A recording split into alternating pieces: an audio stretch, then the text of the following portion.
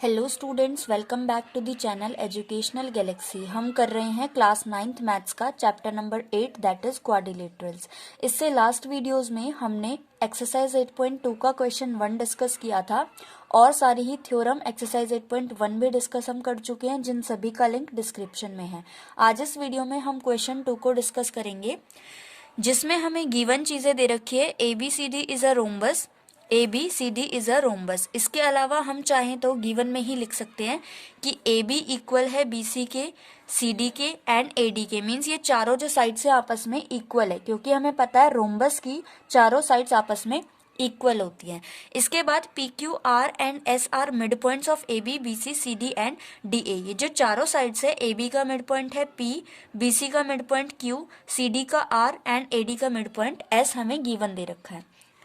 To prove, हमें इसमें prove क्या करना है कि इन चारों ही मिड पॉइंट्स को ज्वाइन करके अंदर जो एक क्वाड्रिलेटरल बन रहा है ये एक रेक्टेंगल होगा। तो सबसे पहले स्टूडेंट्स, रेक्टेंगल क्योंकि हमें प्रूव करना है तो हमें रेक्टेंगल की प्रॉपर्टीज पता होनी चाहिए। रेक्टेंगल की प्रॉपर्टीज क्या होती है? अपोजिट साइड्स एक तो पैरेलल एंड इक्वल होती है और दूसरी बात चारों ही एंगल्स 90 डिग्री के होते हैं। तो सबसे पहले हम अपोजिट साइड्स को पैरेलल एंड इक्वल प्रूफ करते हैं, उसके बाद देखते हैं हम 90 डिग्री का हर एक एंगल को कैसे प्रूफ कर सकते हैं।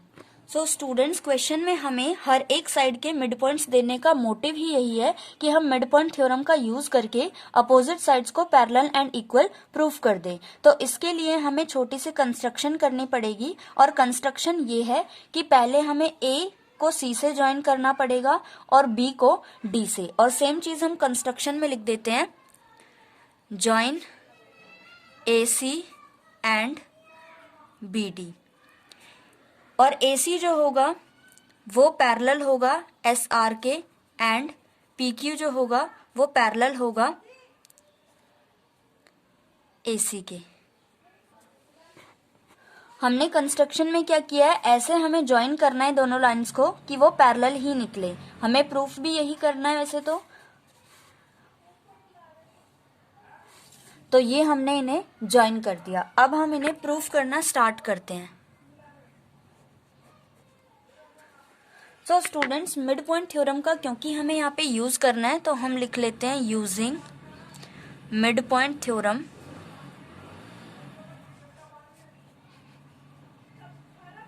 सबसे पहले ऊपर का ट्रायंगल अगर हम देखें तो इन ट्रायंगल ADC वाले ट्रायंगल में SR पैरेलल आ जाएगा AC के एंड SR इक्वल आ जाएगा हाफ ऑफ AC के। इस इक्वेशन को हम इक्वेशन 1 मान लेते हैं। सेम इसी तरीके से जैसे हमने ऊपर का ट्रायंगल देखा, अब हम नीचे वाला देखेंगे तो हम लिख सकते हैं इन ट्रायंगल ABC PQ जो साइड है वो AC के parallel and PQ half of AC आ जाएगी। तो PQ parallel to AC and PQ equal to half of AC आ जाएगी। इस इक्वेशन को हम इक्वेशन 2 लेट कर लेते हैं। Now students, from equation 1 and 2 हमने क्या किया, SR को AC के पैरेलल एंड AC को PQ के पैरेलल, मींस तीनों आपस में पैरेलल हो गई।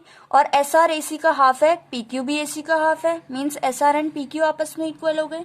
तो अब हम लिख सकते हैं from first and second equation की हेल्प से SR पैरेलल आ गया PQ के एंड SR इक्वल आ गया PQ के।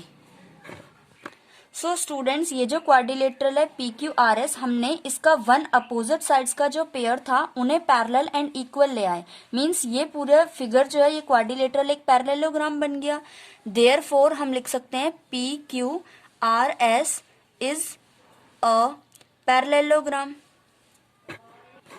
लेकिन हमें प्रूफ क्या करना है, PQRS एक रेक्टेंगल बन जाए। तो हमें पता है एक रेक्टेंगल एंड पैरेललोग्राम में डिफरेंस सिर्फ इतना होता है कि अगर PQRS किसी भी पैरेललोग्राम का एक एंगल 90 डिग्री का आ जाए तो चारों ही 90 डिग्री के हो जाते हैं। तो हमें क्या करना है, इस फिगर में किसी भी एक एंगल को 90 डिग्री का दिखाना है तो पूरी ही फिगर एक रेक्टेंगल बन जाएगी। तो हम इन 3 पॉइंट्स को नाम दे देते हैं X, Y and Z। Now students, ये जो छोटा सा क्वाड्रिलेटरल दिख रहा है हम लिख सकते हैं in quadrilateral XYZ Q, X Y Z Q means जो ये शेडेड वाला क्वाड्रिलेटरल है इसमें हमें पता है एक्स क्यू जो है वो पैरेलल होगा वाई जेड के। एक्स क्यू मीन्स इतनी सी साइड इसके पैरेलल होगी। क्यों पैरेलल होगी, रीजन हम लिख सकते हैं क्योंकि पी क्यू पूरा पैरेलल था ए सी के। पी क्यू की छोटी सी साइड है एक्स क्यू एंड ए सी की छोटी सी साइड है वाई जेड। जब पी क्यू ए सी के पैरेलल है मीन्स एक्स क्यू भी वाई जेड के पैरेलल होगा। दूसरी बात, क्यू जेड पैरेलल होगा एक्स वाई के, क्यू जेड पैरेलल होगा एक्स वाई के।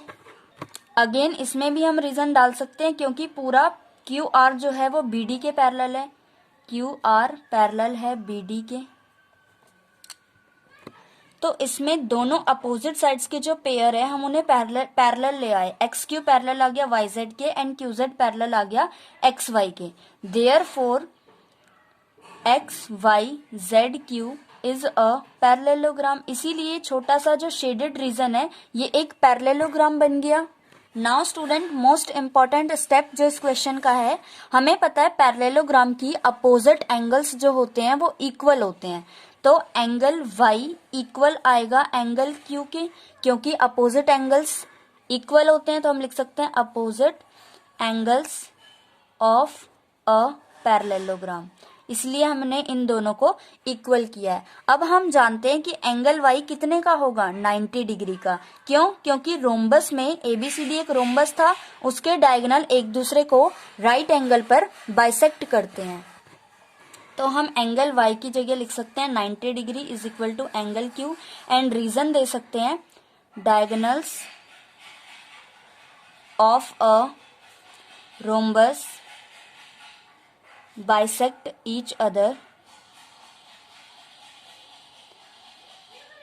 at 90 डिग्री या फिर एट राइट एंगल्स। तो एंगल क्यू हमारा 90 डिग्री आ गया। मैंने कहा था हमें इस छोटे से पैरेललोग्राम में एक साइड को, हमें इस पी क्यू आर एस में एक एंगल को 90 डिग्री बनाना है, तो हमारा पूरा ही पैरेललोग्राम जो है वो एक रेक्टेंगल बन जाएगा। तो हमने क्या करा, पी क्यू आर एस में एंगल क्यू को 90 डिग्री दिखा दिया प्रूफ करके। देयरफॉर हम लिख सकते हैं one angle of parallelogram PQRS is 90 degree. Therefore PQRS is a rectangle.